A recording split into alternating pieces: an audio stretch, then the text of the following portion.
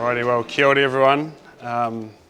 Thank you all for amazing morning and such amazing conversations. It's so re-energising to have conversations like this where people can just be so open and free with their thinking and not holding anything back. So thank you very much for that. So just before I begin my talk, I'd just like us all just to shut our eyes quickly. And I just want to start this afternoon session with just a wee breathwork exercise. So pretty much what we're just going to do is take 5 deep breaths in through the nose, down into the belly, and then out through the mouth. And then on the 5th breath, we want to take a deep breath in, and we just want to hold that breath in our lungs, and then almost trying to like squeeze that air out of our lungs. So just on me, so first breath.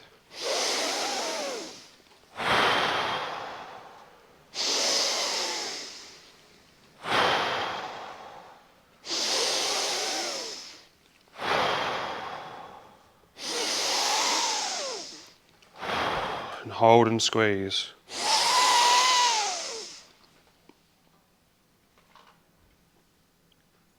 And release.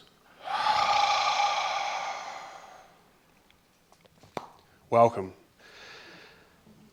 So my name is Bradley Lake. I am from Christchurch, and I know I've been a part of Future Whenua for the last 2 years.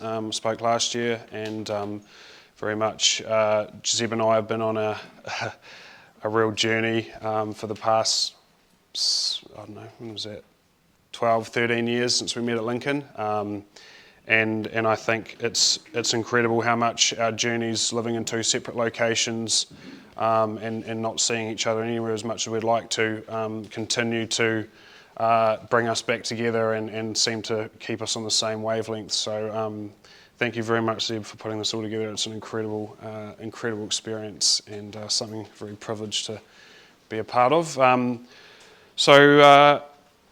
grew up in Christchurch and went to Lincoln University, and I was a rural banker for ASB for 4 or 5 years, and I used to play quite a bit of rugby. I moved down to Southern for a year or two to try and crack the Southern Stags. I was about 20 kilos heavier than I am now, and anyway, in my rugby career and my banking career, I managed to pick up a shoulder injury, which I needed surgery for, and following that shoulder surgery, I was pretty much, had about 6 weeks off work. I was on anti-inflammatories and painkillers and sort of taking far more than I needed to. I don't know if you've ever taken Panadol or Tramadol, codeine or Tramadol, but great for pain relief, but also for just enjoying a relaxing afternoon. But anyway, so I came out of that experience and really didn't like that experience. I didn't like the state I was in and what that recovery looked like. I went back,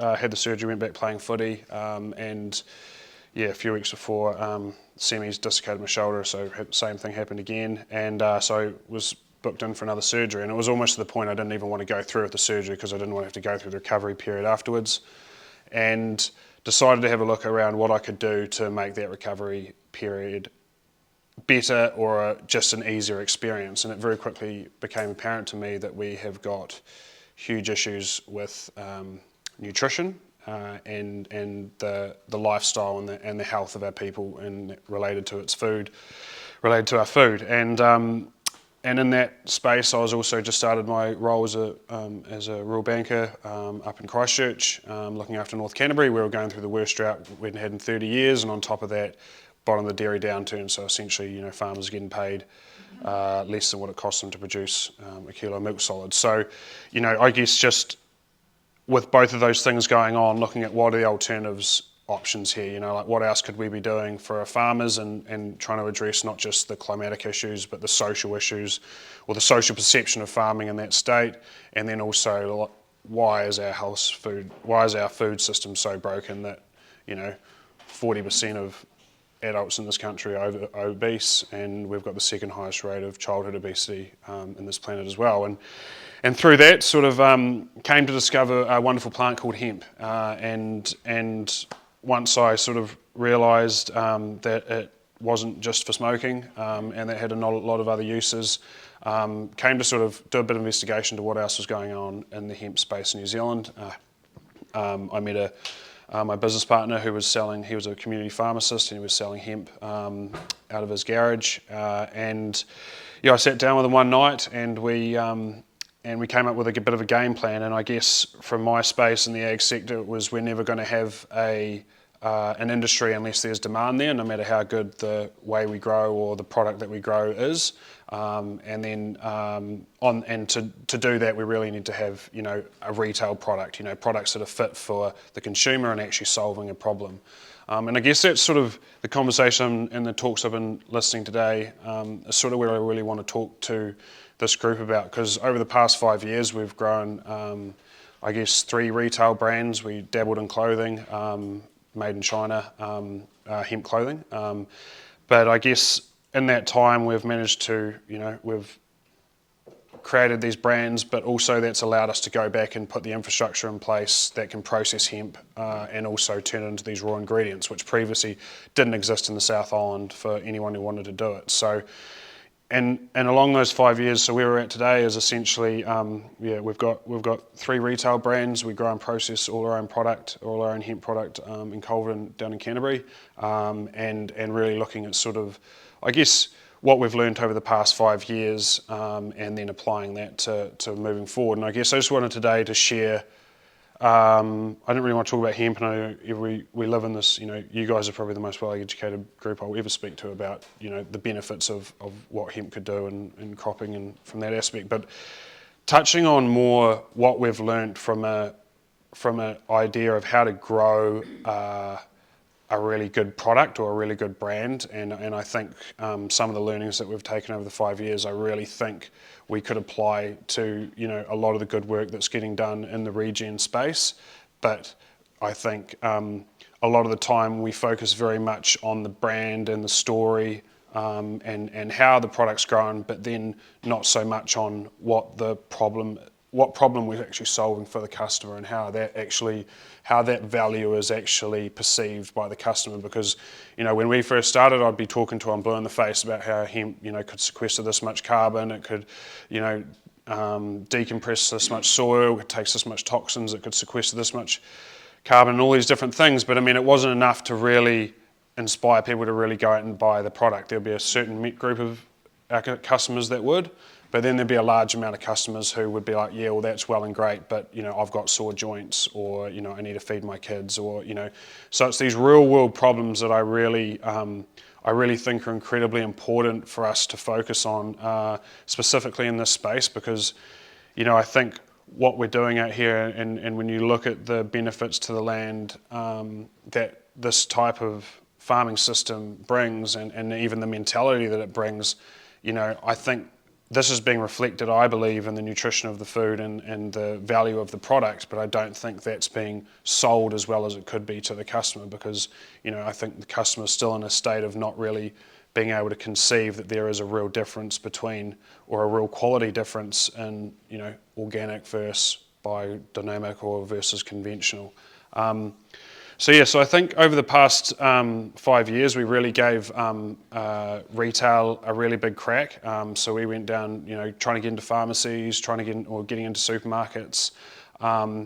And, you know, I think many of you who are producing any type of food and trying to sell it into that sort of like retail bricks and mortar space, it's so incredibly hard and difficult, and everything is against you being a small producer. You know, you've got high margins. You know, the margins the supermarket makes on a bowl of Coke is so much less than what they're going to charge someone for, you know, a kg of organic apples. You know, you're probably talking about 5 or 10% margin on that bowl of Coke compared to a 30 or 40% margin they're going to put on that organic product or that gluten-free product, you know. So you're really up against it. But I think, you know, what we're seeing now with technology, and I think also our ability not just to measure what's happening with the land, but also measure and quantify the value of that food from a nutritional perspective, I really believe is a major stepping stone or milestone for this type of, I guess, paradigm that we're wanting to create. Because I really think once we can tell that story and we can really solve a problem for the customer by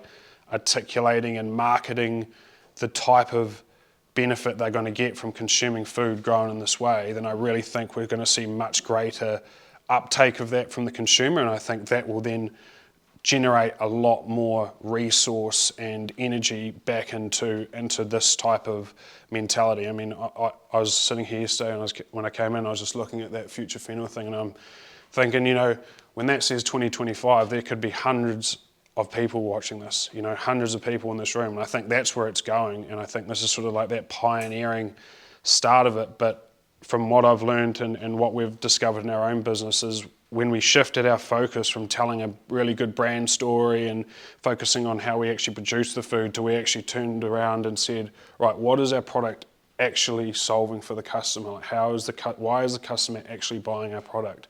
And they're not going to buy it, not a whole group of best of people are going to buy it just because it's grown beautifully and the soil is really taken care of and we're using less inputs. I really think the benefit to the customer is the high nutrient content and the way it's been grown and the value of that product when they consume it in their body. And I think the more we can tell that story, I think that's when we're going to see huge leaps and bounds in the awareness and the understanding and just the value that is being contributed by growing in this method. So I guess that was sort of what I wanted to talk about today, and I also want to just open up for discussion because I know I've had a couple of discussions with people, around today, and it seems to be a common theme that people are doing such good stuff in the space, and it's like so amazing, but like we're still competing against like conventional or products that are grown not in a way that's conducive to regenerative or even sustainable. Any questions about hemp or what's going on in the industry or what you guys are up to? Yeah. So I guess give it a bit of a general list of the type of products that you're making, like say hemp, but what sort of things are you making with hemp? Yeah, good question. So we essentially can only use the seed at this stage, so it requires a license to grow it, and so the seed's really the only thing we can practically and commercially do anything with. So we take that seed, we take the shell off it, and then we have 3 products out of that. So we have an oil, which we cold press the seed from. Out of that we get a protein powder, and then we also have the de-shelled seed. So the oil goes into our skincare products, and we've also we're sort of transitioning our food range into sort of like what we call like functional food. So like you'd have like a joint support oil, a nutrient support seed, and then a muscle support powder.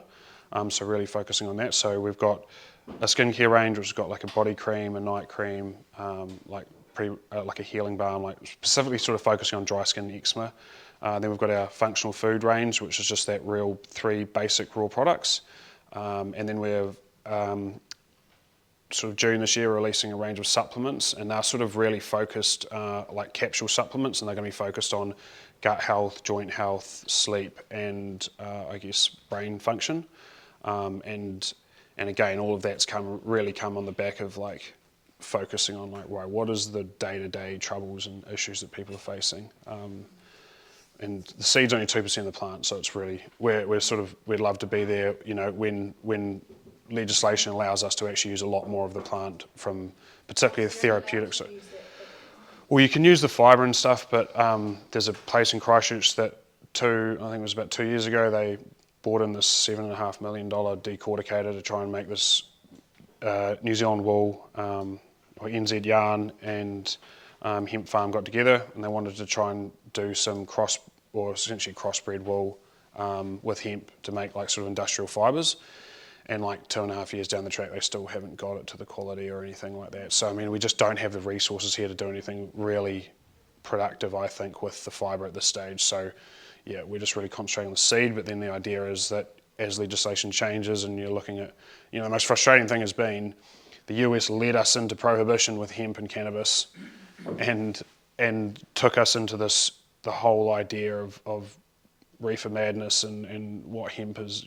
Hemp's going to go and make people crazy and all the rest of it. But then now they're 3 or 4 years ahead of us. They've completely deregulated and legalised hemp, and now their whole industry is, 4 years ahead of us, and they're so much further down the track of their R&D and IP and all the rest of it. And I think that's the frustrating part for us, is we are being left behind because, by the time we probably get to that point, we could be 2 or 3 years away. Well, they could be 7 or 8 years down the road of product development and IP and building the industry and growing awareness and growing a product range and by the time we get there, because it's like you always have to go through that process. You can't skip that process. So you've got to wait till you can start, and then you're just kicking the can down the road. So, yeah. Is there existing technology still in the country for, like we used to make products that make our ropes and? Nah, there's not on anything I could imagine at scale, and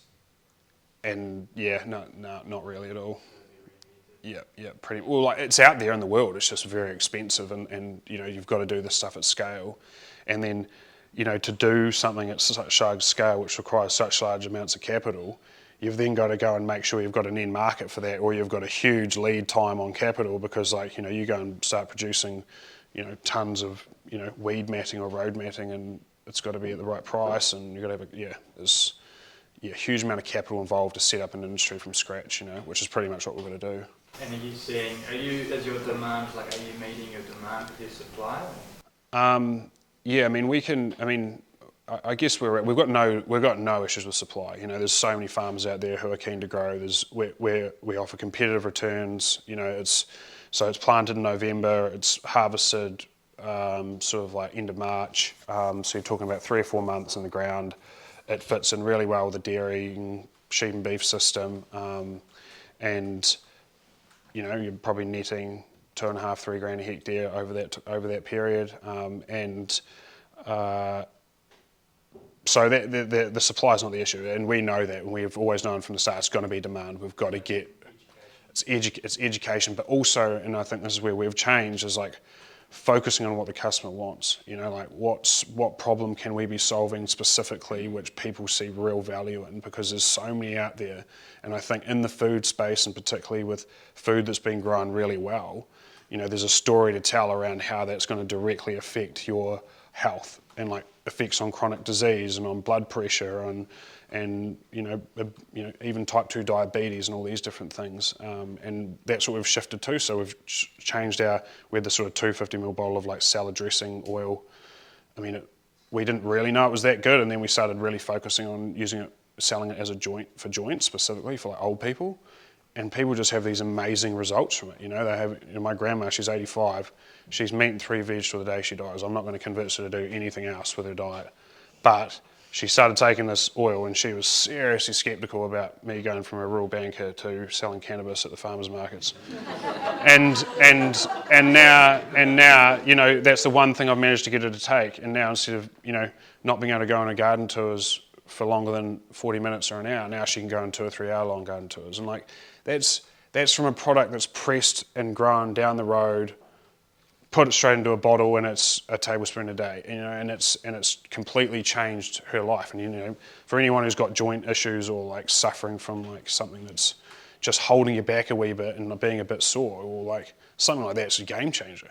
It's like having toothache, and then all of a sudden the toothache's gone. And I think that's the big part for us, is people are now, I think, really shifting away from this whole pharmaceutical paradigm, and they're looking at why is sleep and food and movement and sunlight and social connection the first 5 doctors we look at before we actually go to our real doctor. And if you're still sick after all those things are sorted out, well then you need to probably go to a doctor. But it's so nice, even in her mind, because old people don't like taking pills. No one likes taking pills, and then there's no end to those pills either. You're just going to be on those pills till the day you die. So for her to actually get her head around the fact that, oh, hang on, there's actually, I don't have to be a hippie to take this stuff, but I can actually see results from it, and I don't have to take another pill. It's exciting, and there's so many people out there who haven't heard that message or aren't even aware of that.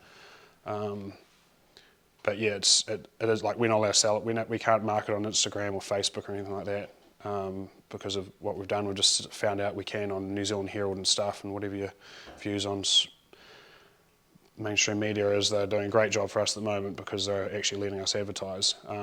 yeah, and I think, and I guess that's just my whole message to this community and these groups is like, as much as we can tell a great story and on farm and everything like that, I really think there's so much value within the actual product that you're selling and the story you could tell around that and what it can really do for people, and it doesn't need a whole lot of testing and science. Like, we know the value of, you know, high vitamin C, high omegas, high vitamin K, and all these different things are in the fruit in much higher levels, mineral content and everything, that if we could find a way to really validate that and tell that story, I think we'd make really a lot of progress. So using the fibre, you can't because of legislation or because of lack of infrastructure, yeah.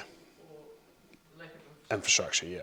So what's the $1 million plant that you're talking about? Oh, so essentially, NZ Yarn wanted to find out if they could do anything, like we need to find out something to do with crossbred wool because it's in shot a bit. So like they were talking about, just combining the two together to form these different industrial blends, but you know, that large bit of machinery they still haven't got it to the quality they need to get it right in regards to the right blends and the right quality once it's being spit at.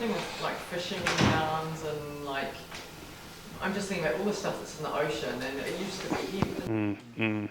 Yeah, there's like small scale operations where you could do that, but I think, you know, it's a much larger problem. You know, if you're going to compete with plastics or you're going to compete with synthetics, you have to go massive. Like that's got to be your whole vision, I believe personally, in those spaces. Like, I think it's going to be a long time before we shift back to a really decentralized, whole system. And I think, at the moment, unless you're going that scale, you're just not going to be able to compete price-wise. It's just, from a pricing perspective, it's just too hard. Yeah. I don't know, because you're still getting people that are passionate about it, so they're starting to move in that direction. Yeah, passion is not like, what we've found is passion's great, but I mean, people, it doesn't translate to profits, and How big the price difference is? Like, if I exactly. double the price, maybe I can't, but I'll have to Exactly. pay extra just to Exactly. know So, I didn't have to put it in the landfill at the end. and they know that, you think of all the baling twine and all the bale wrap that goes around and just dumped. I mean, we know farmers would they'd probably pay 2 or 3 times as much if they didn't have to put all that bale wrap and bale twine and stuff all in the ground, like, so even getting within 100% or 200% of that pricing, I think, but to get there you need scale. Like, think about the scale of the plastic industry, like think about the scale of... So long as the price isn't stupid, can't you start small? Or is the machinery so expensive? Yeah, that's what I mean. It's a real chicken and the egg thing, like, yeah. So there's a lot of resource there, but nothing to do with it. Like, you're not doing anything with it. No, we sell it just pretty much. It's a really good garden mulch. If anyone wants garden mulch, it's amazing. I put it on my garden. It's epic, and we've sold quite a few bales for it now. So we bale it all up and we sell it to garden centres and stuff like that. But we know further down the track, but I think it's just it's like what's happening in here is we're growing the awareness. We're all seeds of change that are going out into our communities, and we're all going to be talking about this stuff, and it grows in people's minds and becomes more and more normalised. And then it does allow people to see an opportunity in that space where they probably didn't see it before, because no one's going to invest in that industry unless they see a supply of that, a large supply of that hemp. Because in 5 years we might be growing 10,000 hectares of hemp. Well, we're going to have a lot of byproduct there that someone's going to be, oh, well, that's not being used. I could do something with that. But yeah. So just to clarify, if I decided I'm going to plant a whole bunch of hemp seeds because I want really good mulch, I need a licence. I can't just... Yeah, no, you need because you need a license to buy the seed. So if no one could sell you the seed unless you had a license. And I think that's also, I think, one of the big, not like roadblocks or challenges that I think, it is a challenge. It's a challenge for us, and I think it's collectively, and also a challenge for our industry specifically, because you've got a government who's classifying our crop as a controlled medicine.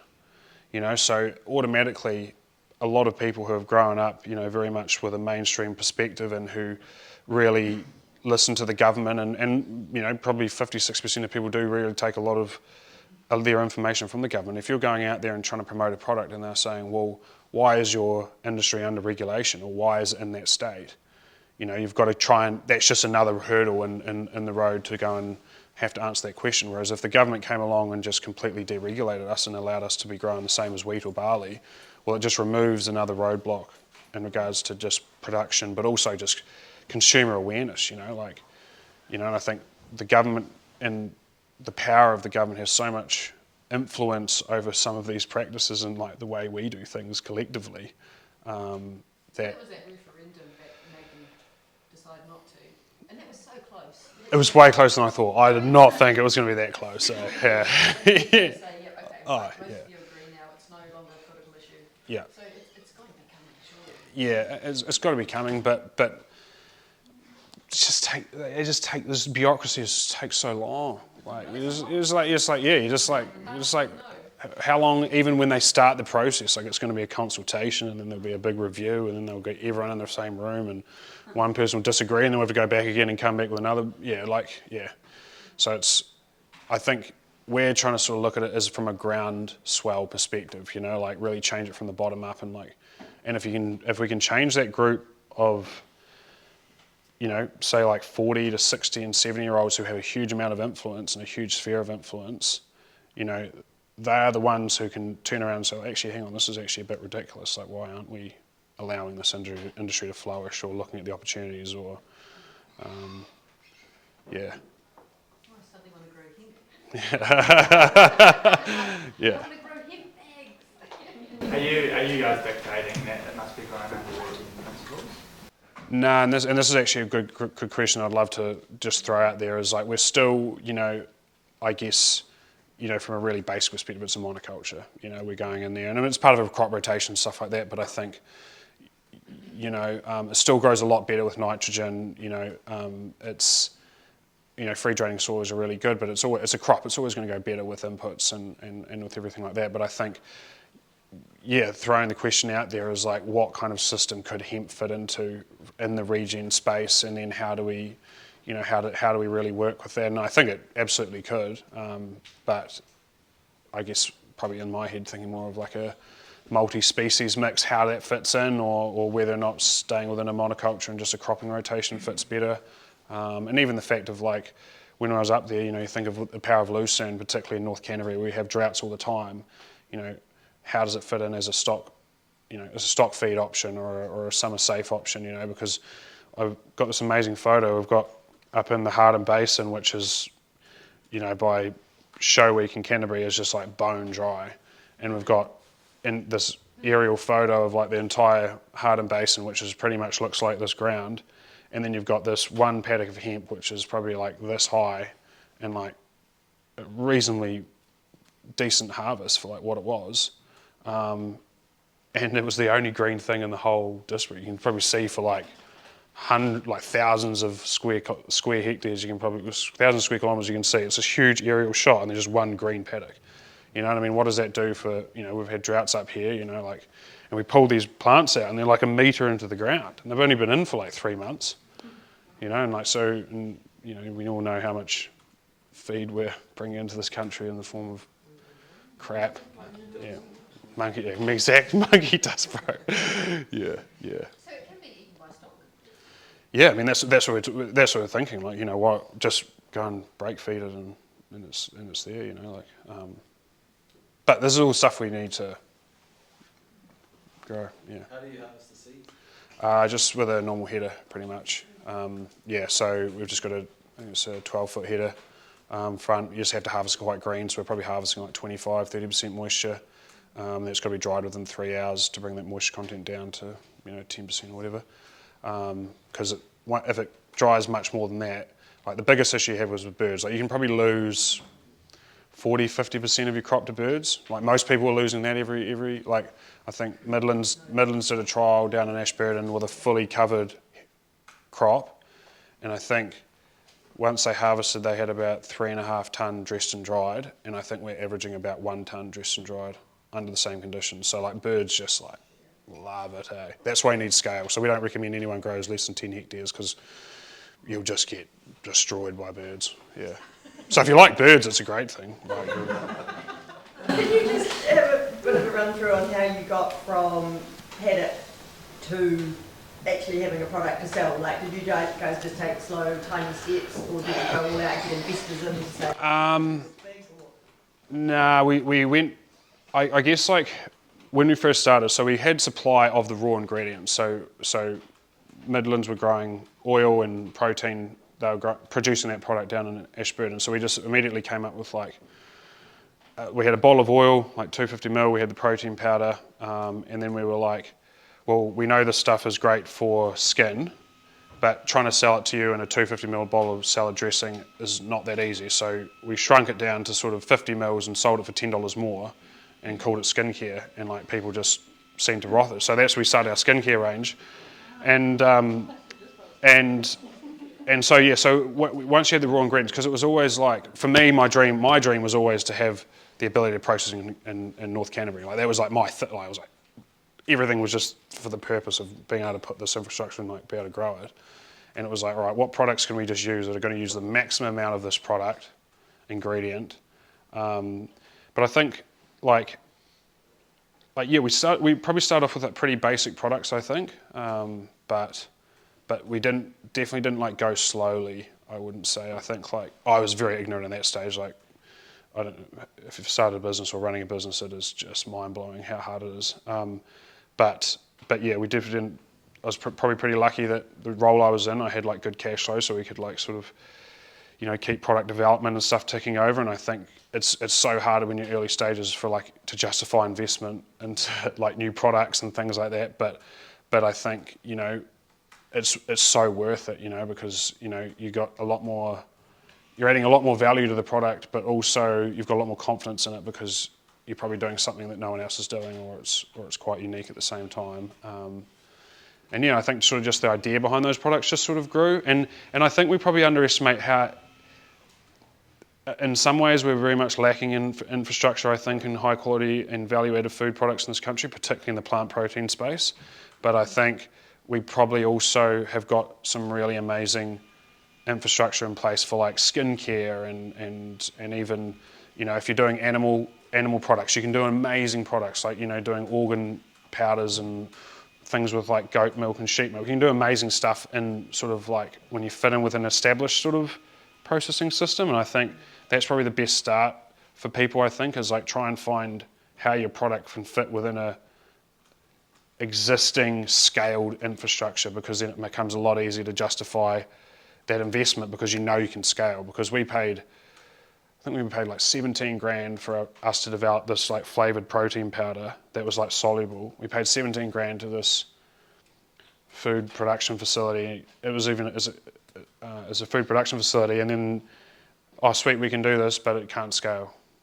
And like, what do you mean? They're like, well, we can do it on a bench top, but like, there's no one in New Zealand who can do this. I was like, this would have been very handy to know like 17 grand ago. Like I don't know about you, but I don't have 17 grand just to like find out that we can't do this product, you know. So yeah, I think definitely knowing your product can scale is important. Yeah. Have they changed the regulations on it? Because it used to be that you had to get when you went to get a permit or whatever, it had to be away from what you can't see it from a road. Yeah. And the police background check and all of that shit. Not really, eh? So you. Like I say that because I seen one up here in the bay that was right next to the road. Yeah, like they're a lot more relaxed on it now. Like, I mean, most people. I mean, maybe more common in this room than probably most other communities. But most people don't even know what a weed plant looks like. If someone walked into a room or into a paddock, you wouldn't even know. Unless it was like really obvious. But I mean, people drive past hemp and they wouldn't even know it's hemp. But like in our paddocks, we've got this really poor crop of maize that's about this high, and our hemp's this high next to it, and like no one's going to check. But like you've got to be like 5 k's from a school, can't see it from a main road. Like yeah. But nothing has changed from a legislative. I just don't think they're that like.